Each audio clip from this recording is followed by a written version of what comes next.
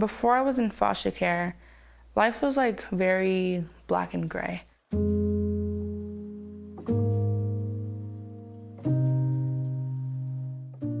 Being like in a house where like you don't feel wanted or like loved is very draining. And then and it was just like lots of drugs around and just like stuff like a 12-year-old and like a baby who can't even stand up by herself should be around. There was no food in the house, so like we were like starving ourselves.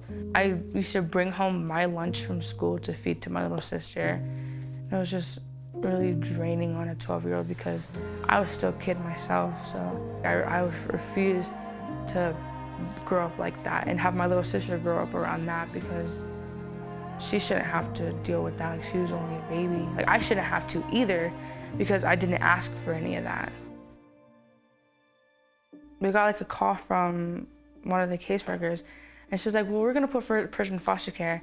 And I like never thought of foster care. Like, I was like, well, what is this? I thought it was gonna be like I don't know, like some type of like group home where like I was gonna go live with a bunch of other girls. I thought me and my sister were gonna be separated, and I was like, am I ever gonna be able to see my family again? Because nobody ever has like explained to me what foster care was. She was like, you're gonna go to a nice family named the Humananskis. And I was like, what? And then we get there, and we went in, and then I was like greeted to like a bunch of people, and then there was like toys everywhere. I was like, oh, this is cool. When the girls came, it was actually pretty sad. The baby was dirty, very, very dirty. I remember seeing her have stuff all over her face and dirt in her hair was very matted. And Persia, on the other hand, was very nervous. She stood with her hands by her side, and she was very timid. I don't think she ate that night, though I offered quite a few times. She made taquitos that night. I did want the taquitos, but I said no. I was like, I'm okay. I'm not hungry. Appetite's not there. It was there, but I wasn't gonna tell her it was there. When I first moved into my foster home, it definitely was a really big like weight off of like my shoulders, off my chest. Like, I actually felt like I was starting to become a kid because like I was still with my sister, which was really relieved, but like also knowing that there's people here who actually are going to can provide the needs for her as a baby and also can provide the needs for me, and like I don't have to constantly look over her without her without me feeling like she's gonna be unsafe. To be loved by the Humananskis, it's really a blessing to me. It's like really, they love you for like who you are. Like they don't ever, they never judge. So I feel like it was really a blessing that me and my little sister were placed in their house.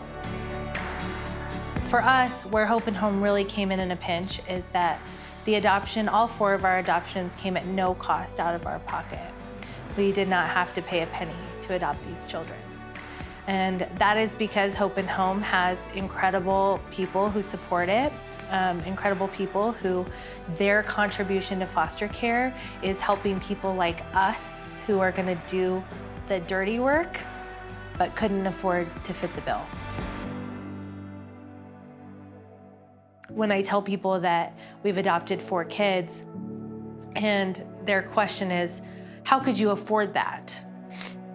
The answer is simple. I didn't have to because God used other people to pay that bill.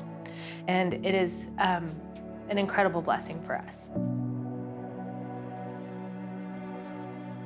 My adoption day, it was crazy. We all wore black and pink, and like the family wore matching shirts. Like the entire like hallway for my adoption was like packed with people and all.